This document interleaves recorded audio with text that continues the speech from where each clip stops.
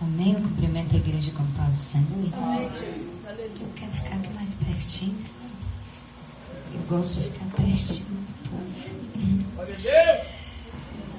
Irmãos, vocês estão alegres aqui na presença do Senhor essa noite?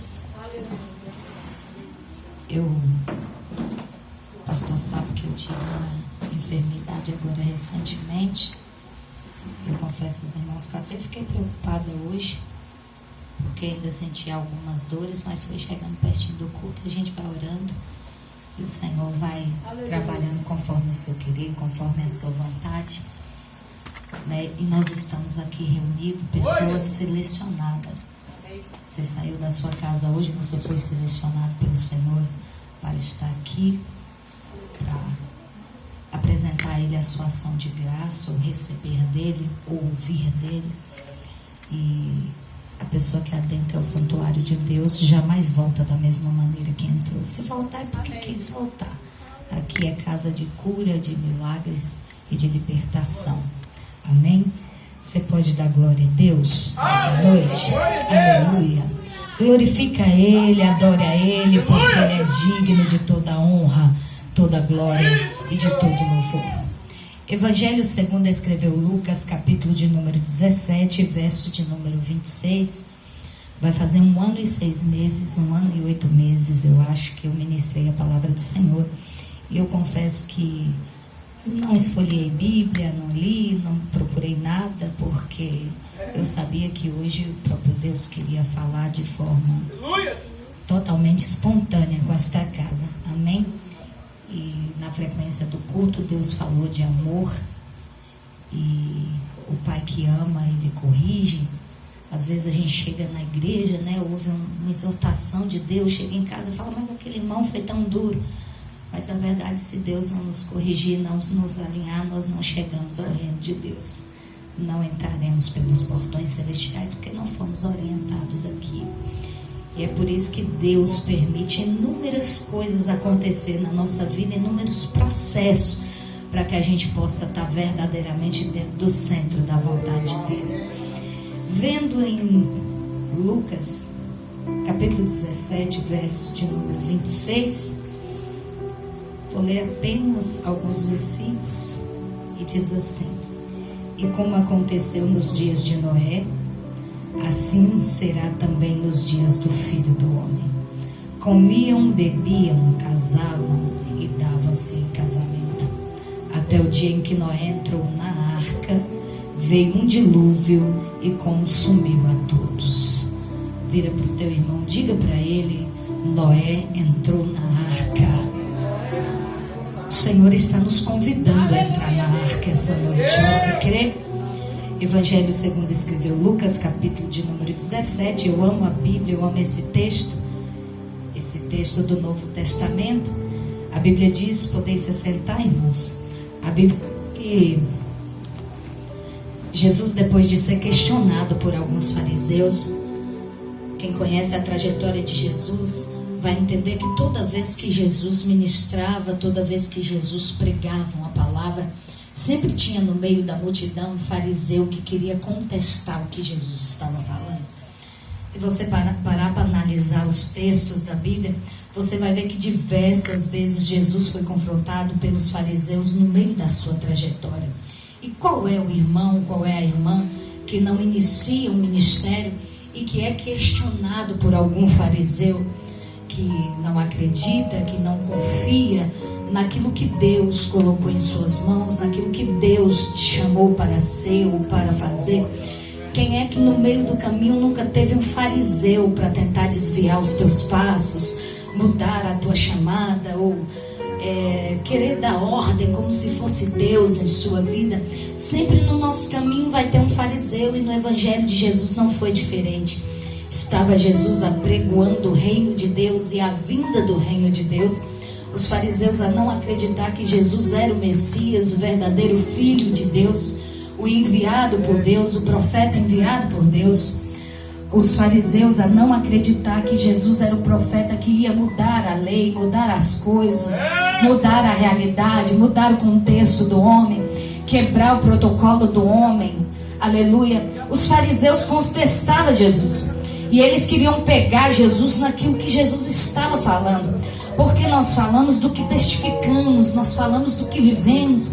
E os fariseus sempre queriam colocar Jesus à prova. Outrora no meio da igreja sempre vai ter um fariseu para te colocar à prova. Vira para o teu irmão e fala: não te preocupe, porque o Senhor está abrindo a luz do teu entendimento essa noite. E não há fariseu, não há demônio, não há Satanás que vai impedir o teu processo para que você entre dentro do centro da vontade do Senhor. Aleluia. E aquele fariseu contestou Jesus, pastor. Ele disse: como seria? Como havia de vir o reino de Deus? Mas nós aprendemos lá, aleluia, com Nicodemos ao teu encontro com Jesus, de que só se entende as coisas celestiais quem é nascido do Espírito. E Jesus não perde tempo com o fariseu, já que fariseu só entende de coisas terrenas.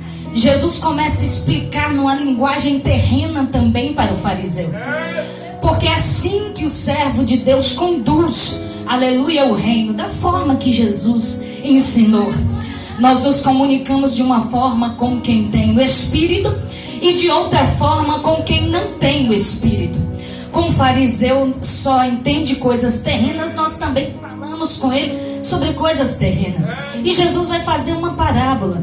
Jesus vai pegar e vai dizer: como uma luz ilumina de um ocidente a outro. Todo mundo conhece isso aqui. Isso aqui é lá da escola bíblica dominical. E quase todo mundo aqui é crente, conhece essa passagem.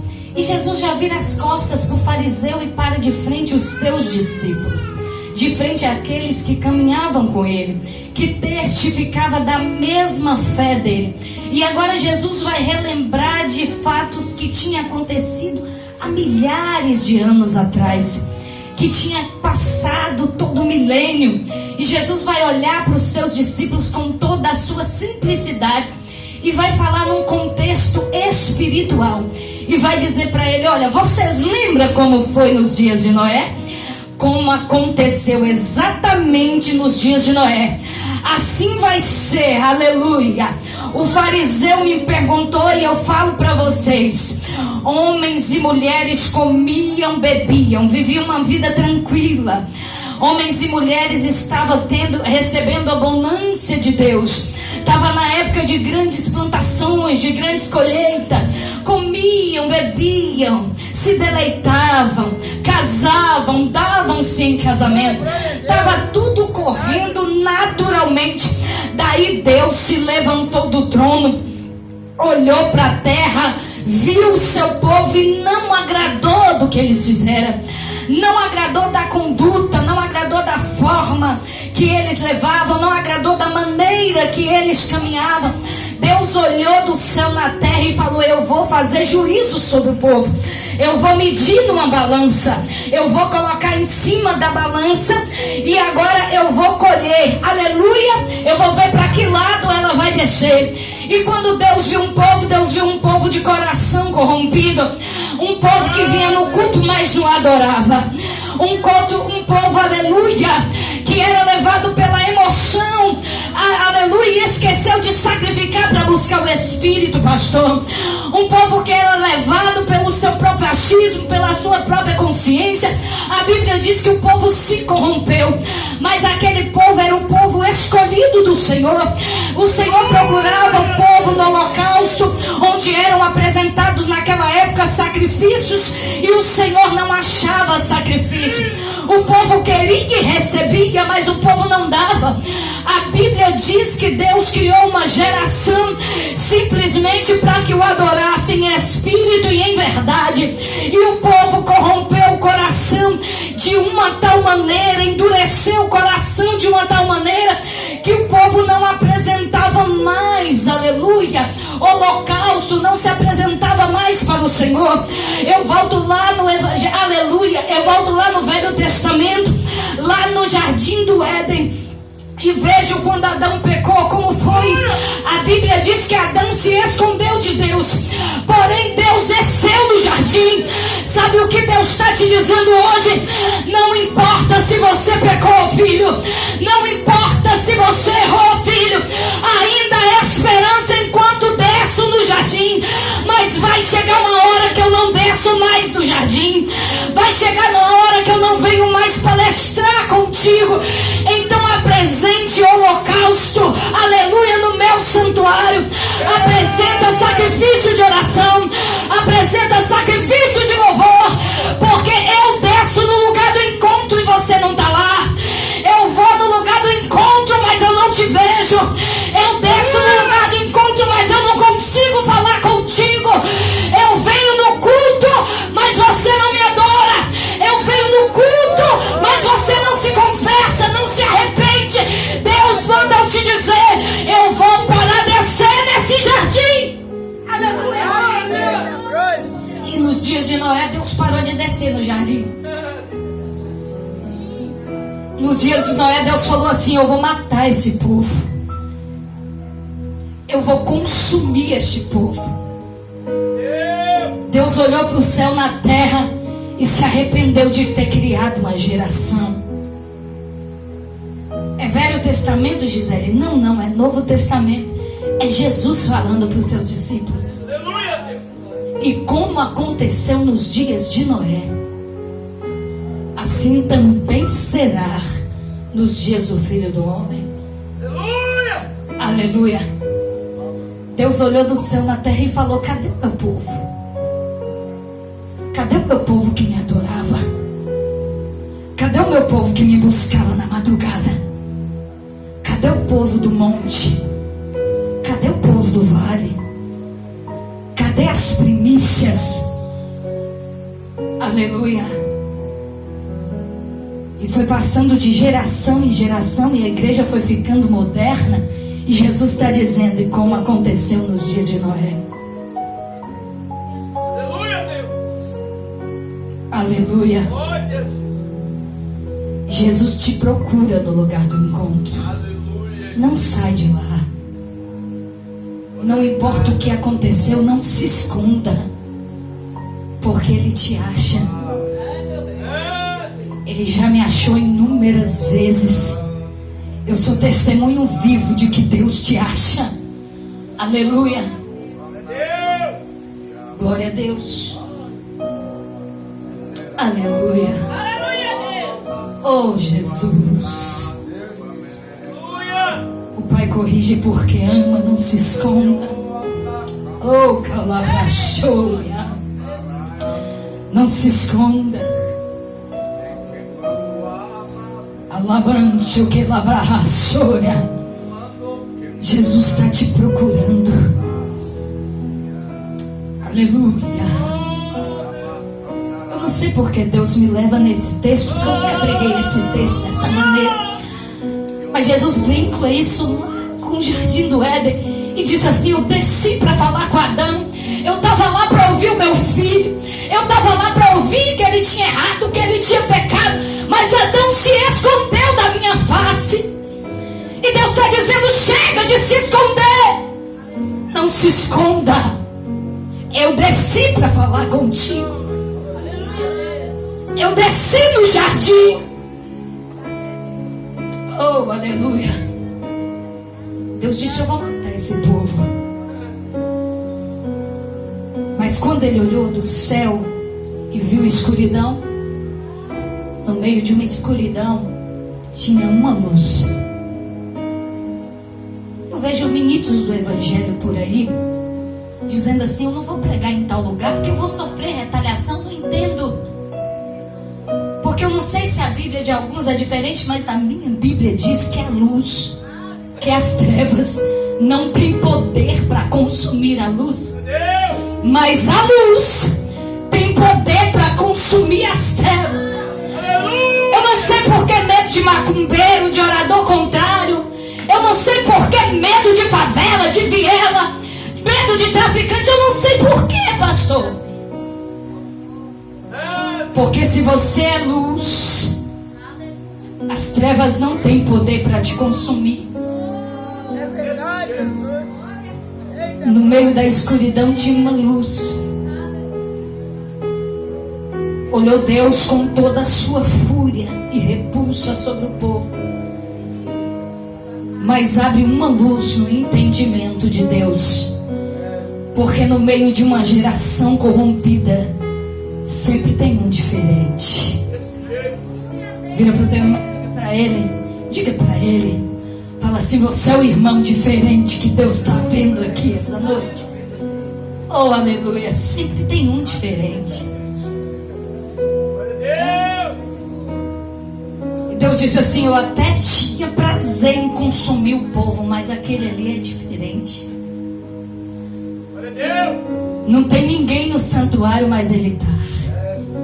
Não tem ninguém apresentando holocausto, mas ele está apresentando. Oh, ninguém me louva mais, mas ele está louvando. Ninguém sobe um monte, mas ele está lá sozinho. Oh, ninguém vai atrás daquele rapaz que faltou 3 dias no culto, mas ele está na porta. Aquele ali é diferente. Aleluia! Verdade, Deus, glória. E Deus tem um negocinho com quem é diferente. Você já percebeu isso? O irmão, um dia eu estava em Espírito Santo, saindo de casa para ir na padaria. E eu desci pela manhã as escadas e fui na padaria comprar um pão, tomar um café para depois ir trabalhar. E quando eu passava naquela rua escura, tinha alguns traficantes na direita e na esquerda. Na época eu era assim muito jovem, eu tinha 17 para 18 anos.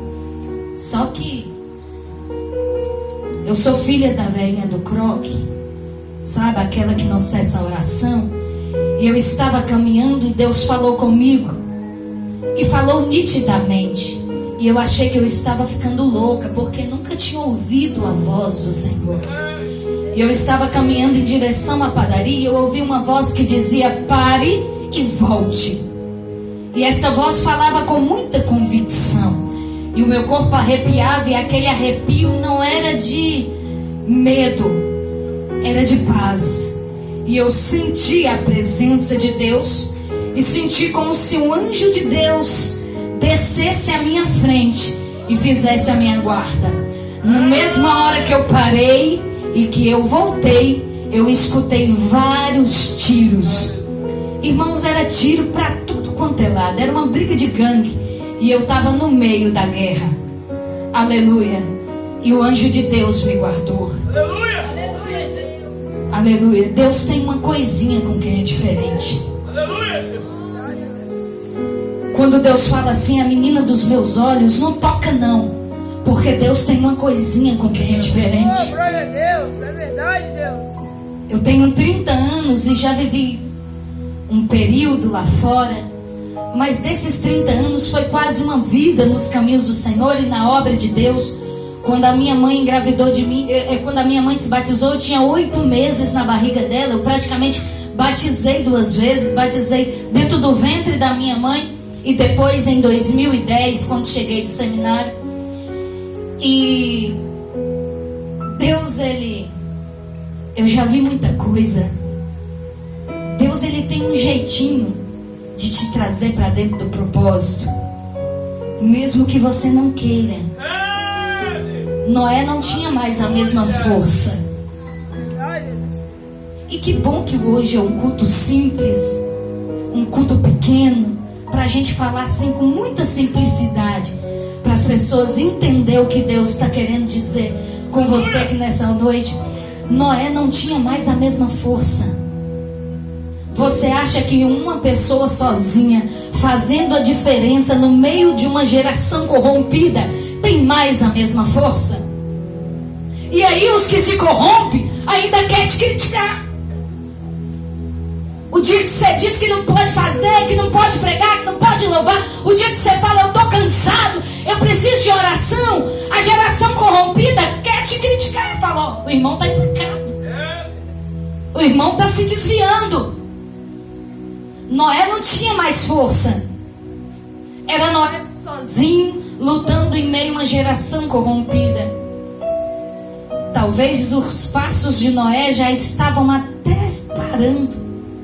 Talvez a oração de Noé já não era mais de petição para outras pessoas, mas para si mesmo, dizendo: Senhor, eu estou cansado. Senhor, levanta pessoas fortes para me ajudar. Quantas vezes nós não oramos assim no meio do ministério, no meio da caminhada? Gente, Senhor, levanta alguém forte, levanta alguém espiritual, levanta uma irmã de oração para me ajudar. Aí Deus se levanta do trono e chama Noé. O projeto é meu, mas o construtor é você, rapaz. Deus chama Noé e Noé vai até Deus feliz, achando que Deus ia aliviar a sua carga. E de repente Deus fala assim: o comprimento é esse, a largura é essa, a estatura é essa. Pega a tua ferramenta na mão, vai lixar o madeiro, vai cortar o madeiro, entra na mata, corta o tronco, joga o tronco pesado nas costas, vem carregando sozinho, bate o martelo mesmo, porque o projeto é meu, mas o construtor é você. É verdade, Deus. É Noé querendo parar e Deus dizendo continua. É Noé querendo estacionar e Deus dizendo bate o martelo. É Noé dizendo esse projeto não vai dar certo, eu nunca construí isso, eu não sei como começa, eu não sou construtor de arca. E Deus está dizendo: pega o madeiro, Noé, lixa o madeiro, faz nesse comprimento, coloca essa base, coloca a janela aqui, coloca a porta do lado de lá. Vamos ver, rapaz. Você está dizendo, orando: Senhor, me dá umas férias aí do ministério. E Deus está dizendo: eu tenho uma arca para você construir. Jesus, me dá umas férias do circo de oração. As irmãs não oram, você é a coluna. Vamos lá, ainda tem uma arca para você construir. Senhor, mas eu estou cansado todo dia na igreja, todo dia eu sento naquela cadeira, cheio cansado do serviço. E Deus está dizendo: tem uma família para você construir. Aleluia. Jesus está dizendo: pega a tua ferramenta, porque o projeto é meu, mas ainda te coloquei, soldado Noé, na terra para lixar o madeiro, para carregar o tronco pesado nas costas, para aguentar firme. Você não está construindo para o pastor, você não está construindo para o seu irmão do lado. Isto aqui é arca, é o ambiente do teu livramento.